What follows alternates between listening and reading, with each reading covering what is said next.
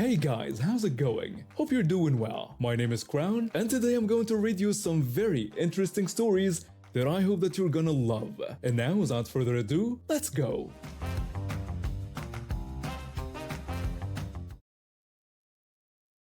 I was 20 years old and working at a small manufacturing plant outside the city. Money was tight, but I was making it work with careful budgeting and the occasional overtime shift.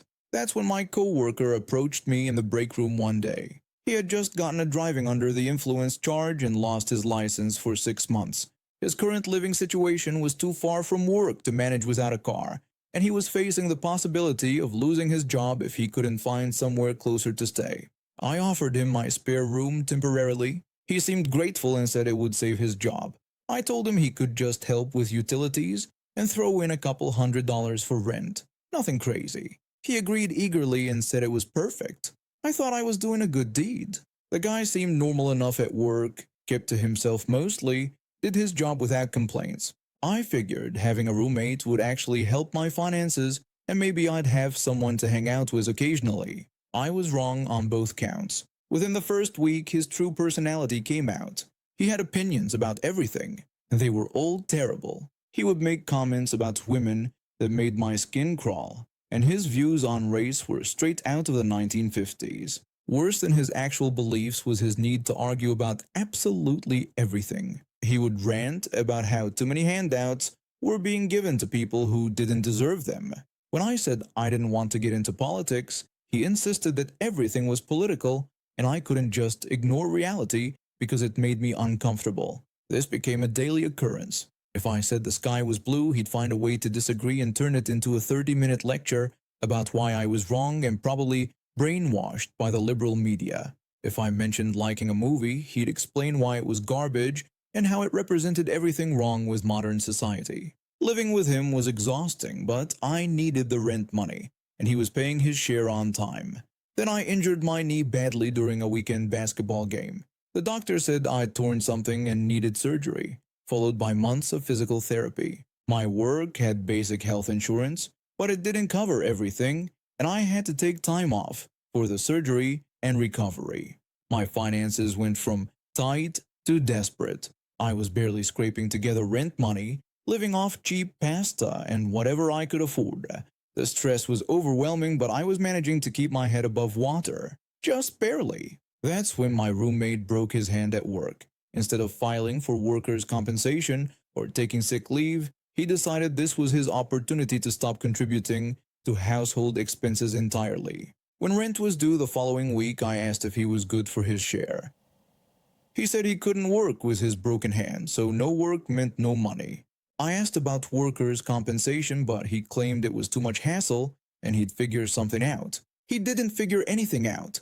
Days turned into weeks, and he stopped paying for utilities, groceries, or rent. When I brought it up, he'd just shrug and change the subject or start another argument about something completely unrelated. Then one day I came home from physical therapy to find half his stuff gone. I asked if he was going somewhere.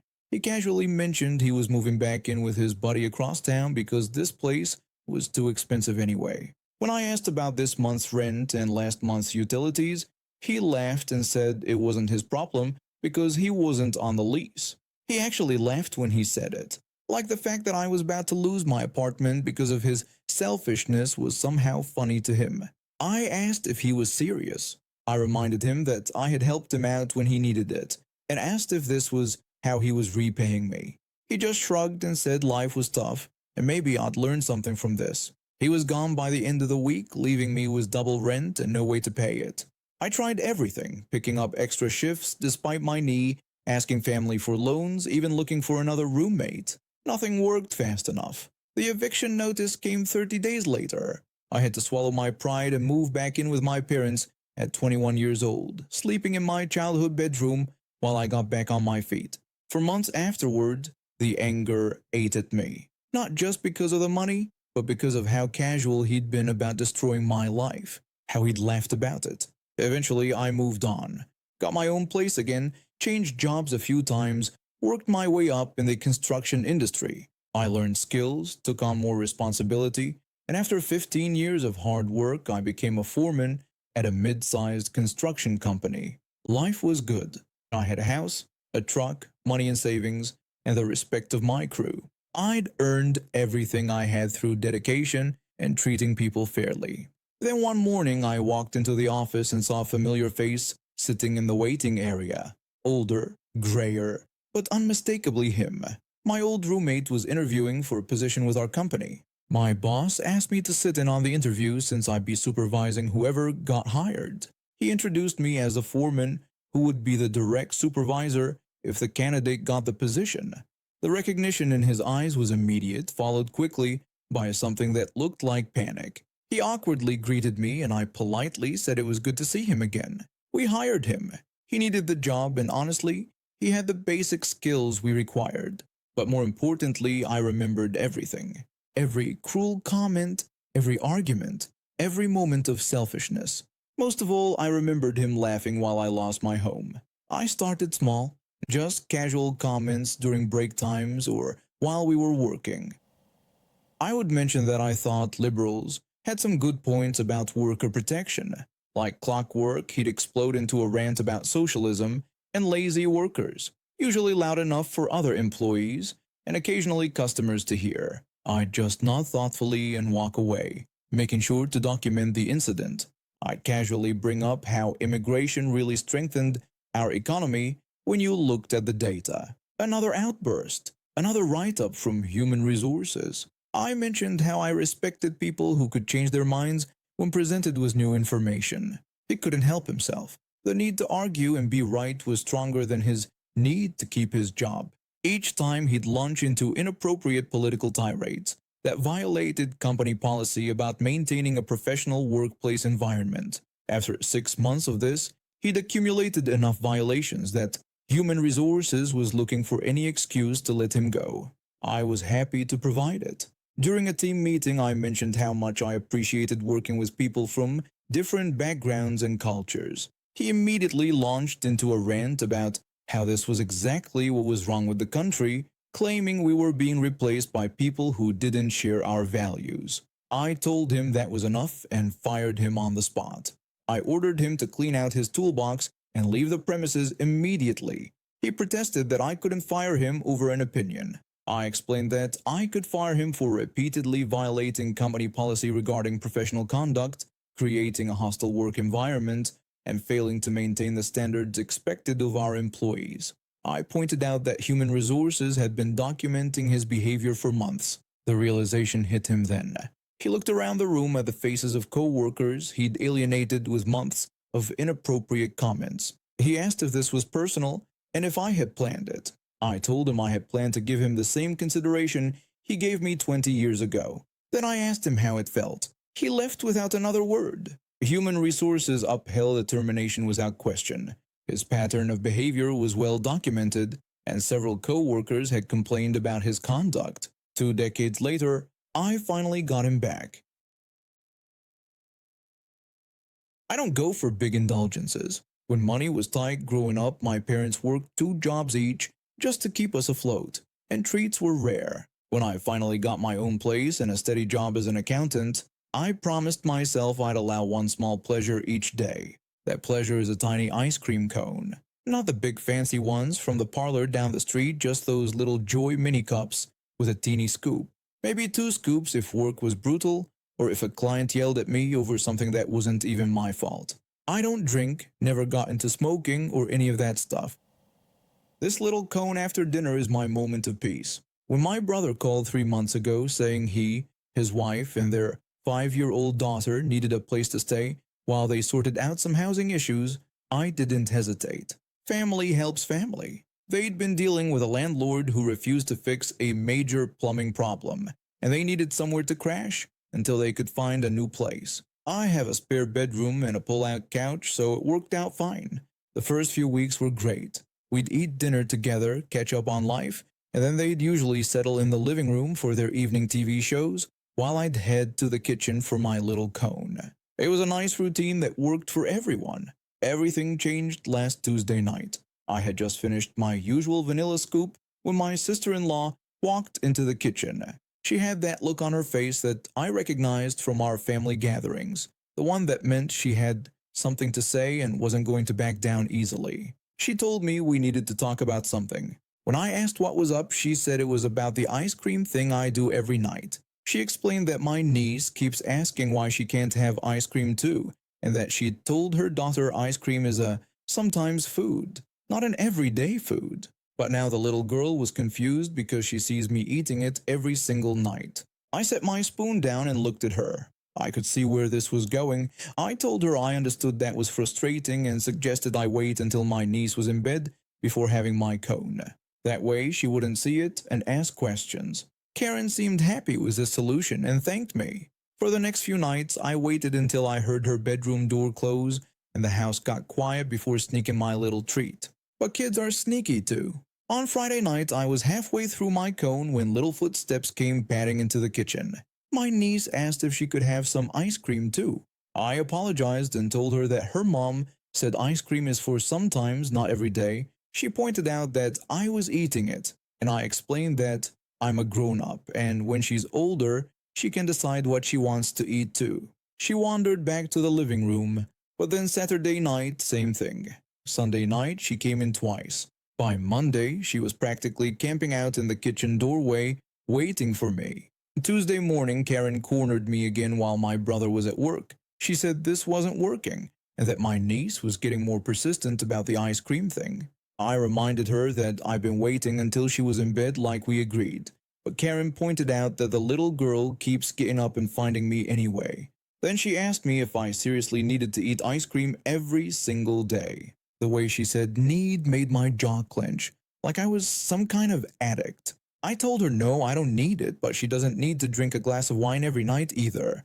Her face went red immediately. She said that was completely different and I knew it.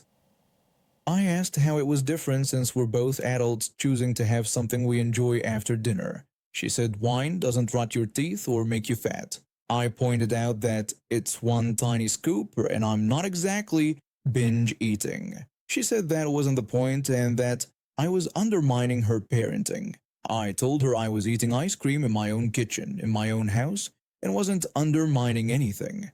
She let out this huge dramatic sigh and stormed off. For the rest of the week, she barely spoke to me except for cold pleasantries at dinner. Friday night, my brother approached me while I was getting ready for my cone. He said we needed to talk. I told him if this was about the ice cream thing, Karen had already made her feelings clear. He said he got it and that it's my house and my rules. But Karen had been really stressed about this whole parenting thing. He asked if I could just skip it for a couple more weeks until they moved out because it would make things easier for everyone. I asked if he was serious. When he said it would just make things easier for everyone, I asked easier for who.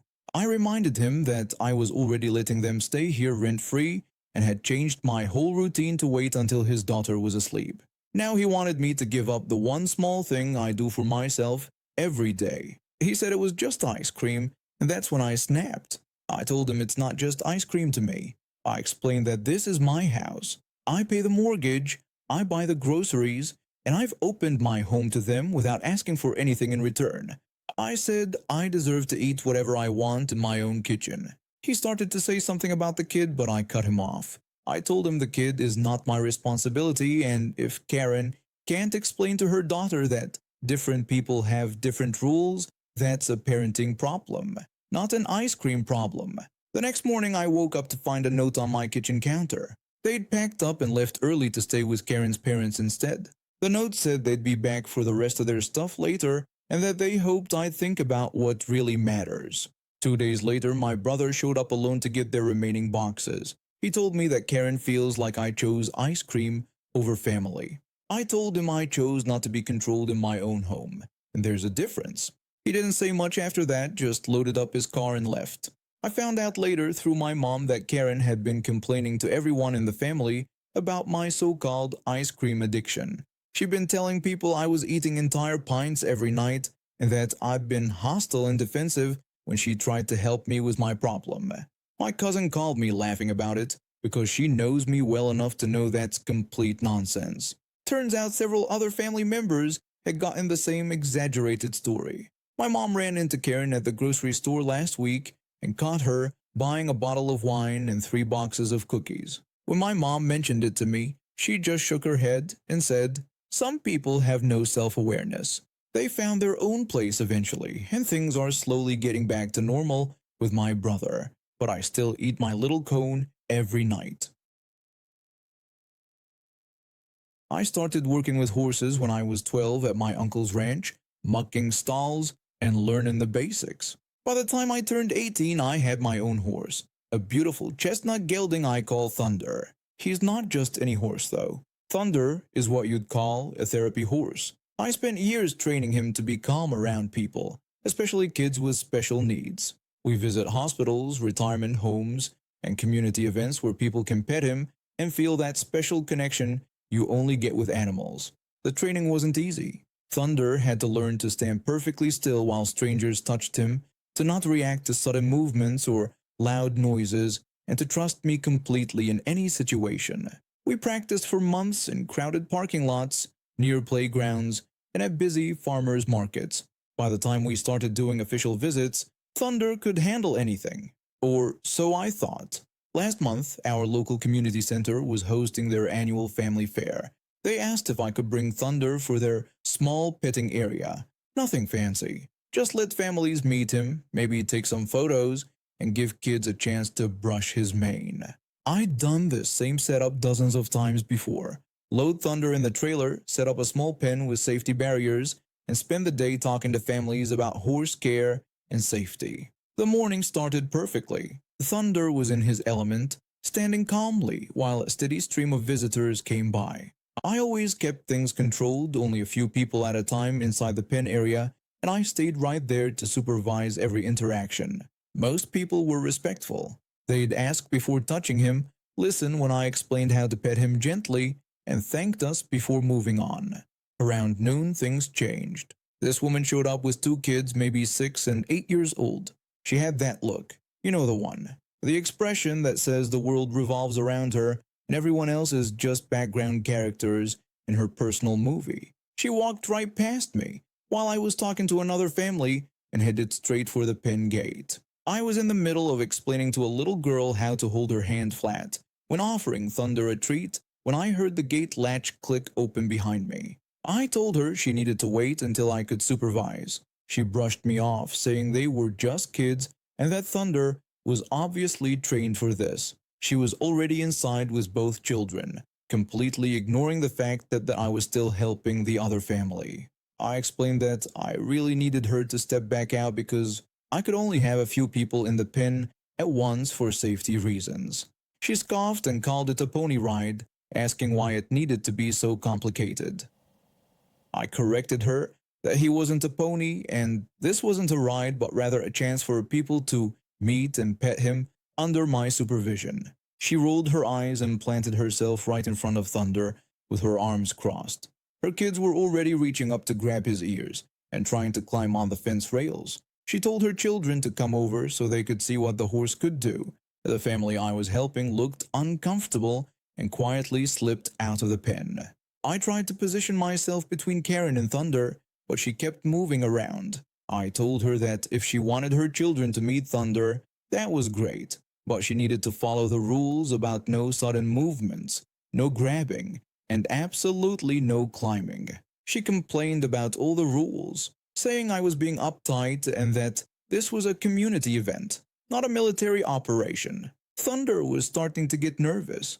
His ears were twitching and I could feel the tension building in his muscles. 15 years of training horses teaches you to read the warning signs.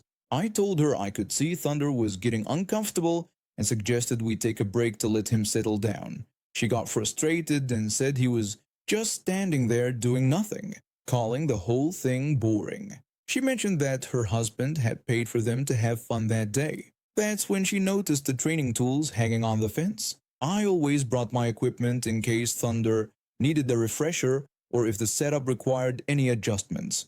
There was a lead rope, some brushes, and yes, a training crop that I used during our regular sessions. She said something about finally finding something useful. Before I could react, she grabbed the crop and stepped directly behind Thunder. Every horse person reading this probably just cringed. You never ever position yourself directly behind a horse unless you have years of experience and complete trust with that animal. And you definitely don't surprise them with sudden movements or loud noises. I shouted for her to stop and put the crop down immediately. She told me to calm down and announced to her kids that mommy was going to make the horse dance. She raised the crop above her head and brought it down hard across Thunder's back legs.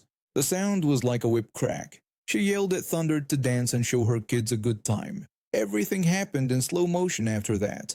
Thunder's entire body tensed.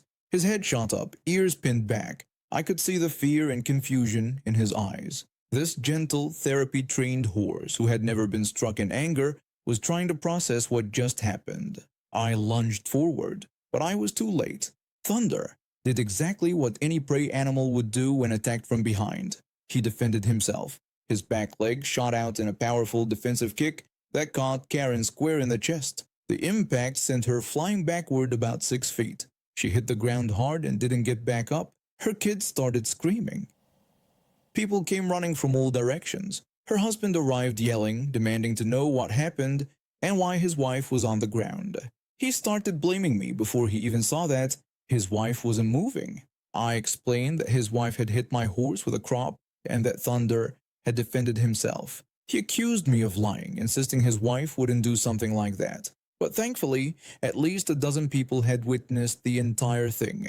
The family I'd been helping initially stayed to give their account. An elderly man who'd been watching from outside the pen immediately spoke up, telling the husband that his wife had ignored multiple warnings and had taken the whip to hit the horse from behind. He confirmed that I had tried to stop her. Another woman backed up the story, saying she saw the whole thing and that Karen was completely out of line. She felt sorry for the poor horse who was just defending itself. The paramedics arrived within minutes. Karen was unconscious and having trouble breathing.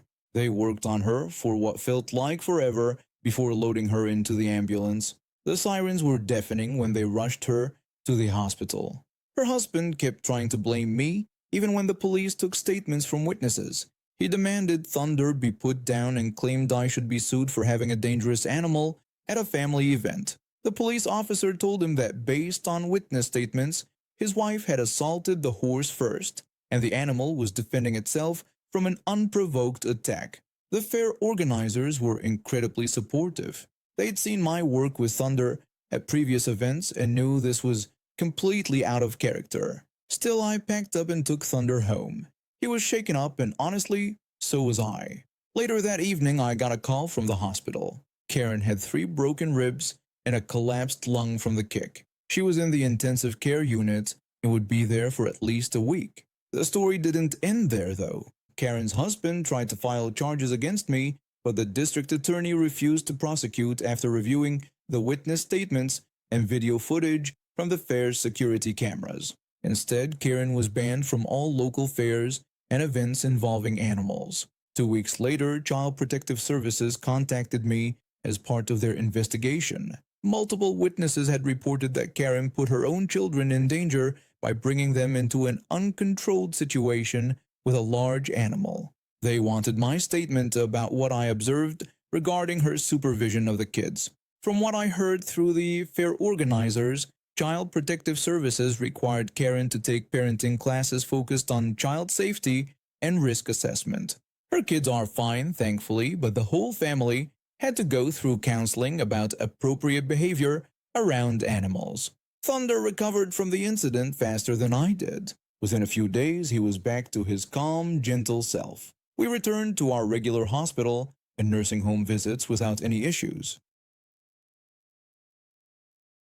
This happened when I was 13 years old. I know that sounds young for a job, but back then things were different. My family needed the money, and jobs for kids weren't impossible to find if you knew where to look. My older brother had worked at this ice cream parlor the summer before, and when the owner said he needed someone reliable to help run the place, my brother recommended me. The ice cream parlor was nothing fancy, just a small shop with a few tables, some freezers full of different flavors, and a cash register that looked like it had seen better days. The owner was this middle-aged guy who always wore polo shirts that were too tight for his gut. His wife worked there too, handling the books and ordering supplies. From day one, something felt off about both of them.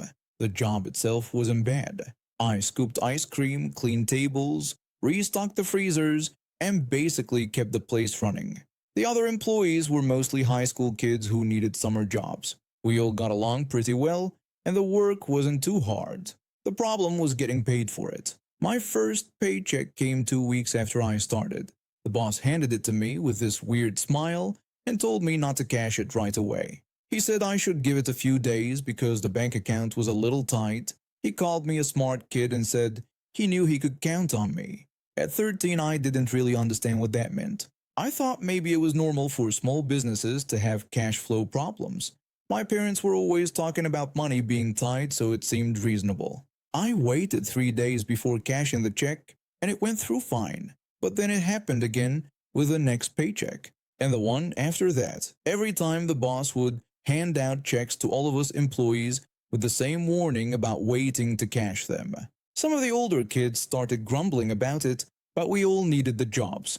The boss would give us these speeches about how the ice cream business was seasonal and how we had to be careful with cash flow during slow periods. When one of the high school kids complained that we shouldn't have to wait to get paid for money we'd already earned, the boss got defensive. He told us this was how small businesses worked, and if we didn't like it, we could find other jobs. The boss's wife would nod along whenever he gave these speeches. She was just as bad as he was, maybe worse. She'd stand there with her arms crossed, looking at us like we were being unreasonable for wanting our paychecks to actually be worth something. Things started getting really weird about 6 weeks into the job. The ice cream delivery truck that usually came every Tuesday didn't show up. When I asked the boss about it, he got defensive and said the delivery got delayed. He told me it happened sometimes. I pointed out that we were running low on chocolate and vanilla, our most popular flavors, but he just said we'd make do with what we had.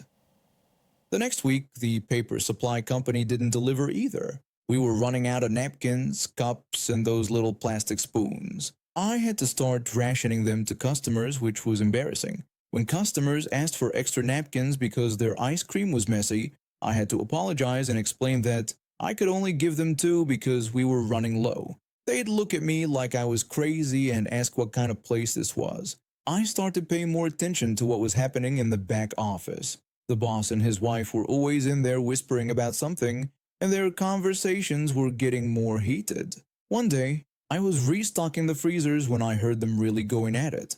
The boss was saying they couldn't keep doing this because the vendors were asking for payment up front now.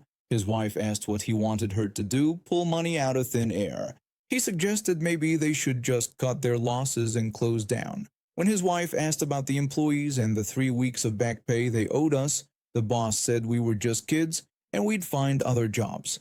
That's when it hit me. These people were planning to shut down the business and stiff all of us on our paychecks. All those warnings about not cashing our checks right away suddenly made sense. They were buying time, hoping we wouldn't notice that the money wasn't really there. I was furious. Here I was, 13 years old, working my butt off in the summer heat, and these adults were planning to steal my wages. Not just mine, but everyone's. There were 6 of us working there, and most of us really needed that money.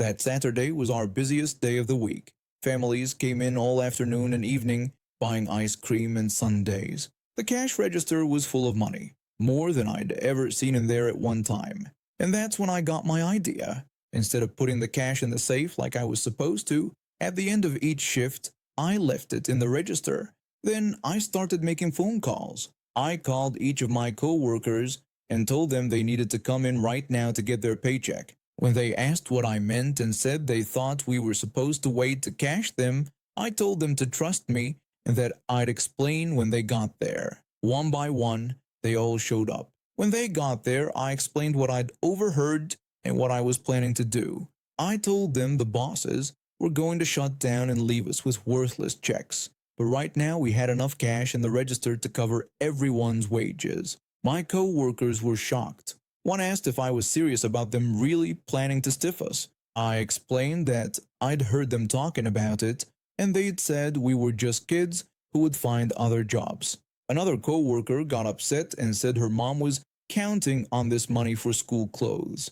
I laid out my plan. I was going to cash everyone's checks using the money from today's sales. I pointed out that they had written the checks, so the money was ours anyway. It took some convincing, but everyone agreed.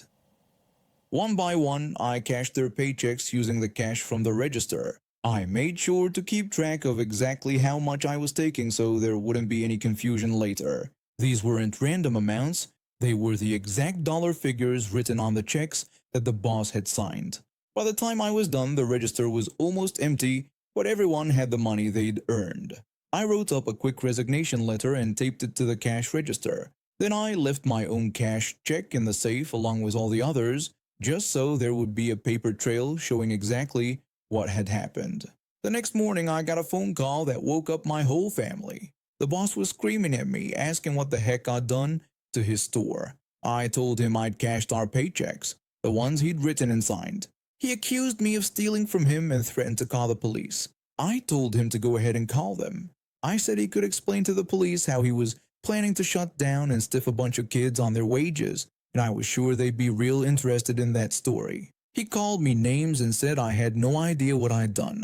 I told him I knew exactly what I'd done. I made sure we got paid for the work we did. He hung up on me, but he never called the police, probably because he knew I was right. He had written those checks, and we had earned that money. The fact that he was planning to make sure we never saw it didn't change the basic facts.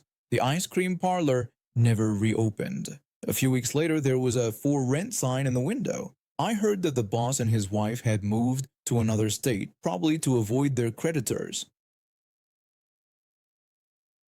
About 6 months ago, my two close friends adopted a rescue dog from a shelter. The poor guy had been living in someone's basement for most of his life with barely any human contact or exercise. When they brought him home, you could tell he was sweet but seriously understimulated. He's a medium-sized mixed breed, probably around 3 years old now, and he has so much pent-up energy, it's painful to watch sometimes.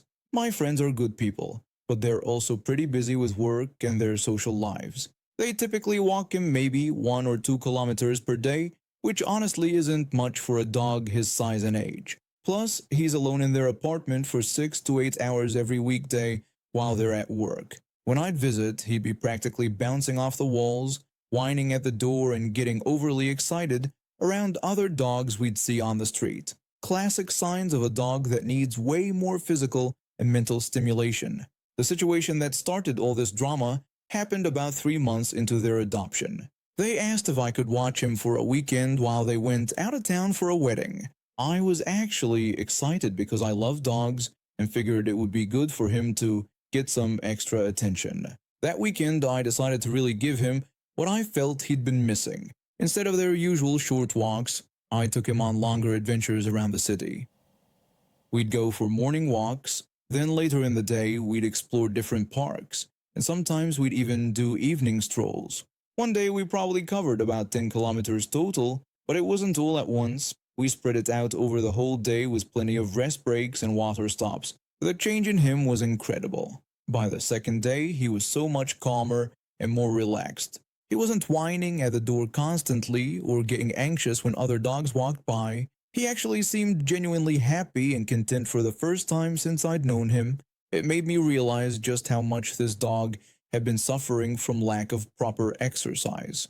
When I brought him back on Sunday evening, everything seemed fine. He was tired but happy, and my friends thanked me for watching him. I felt good about giving him a weekend he really needed.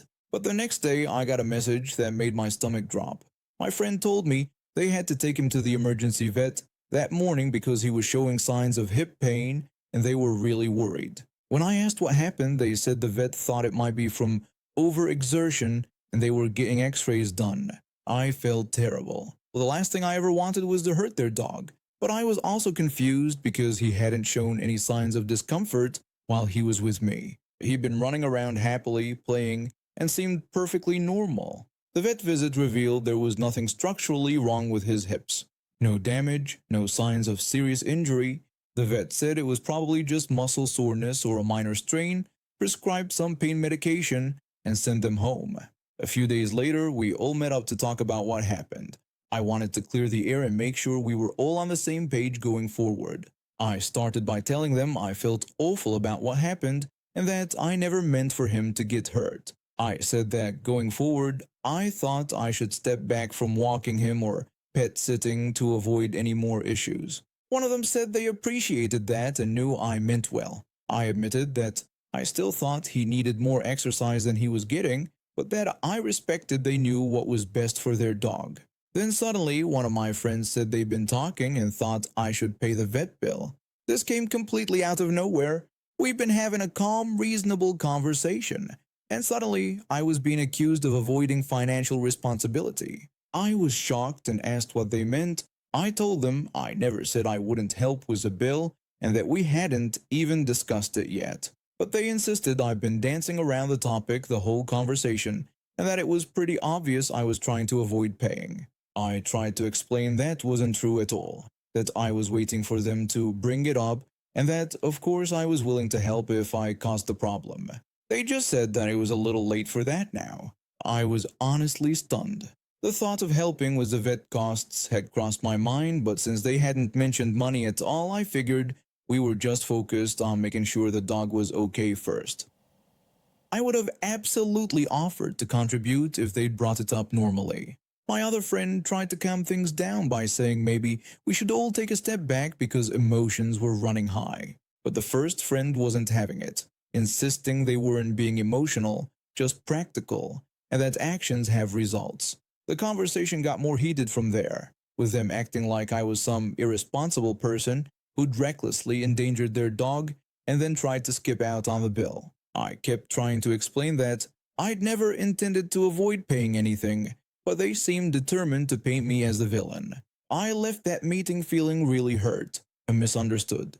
When I got home, I immediately sent them a message saying I wanted to make things right and that I was happy to pay for half the vet bill. I asked them to send me the receipt and told them I never meant to overstep and that their friendship meant a lot to me. A few days later, one of them replied thanking me for reaching out. They explained that the other friend was dealing with a lot of stress with work and family stuff and needed some time to cool down.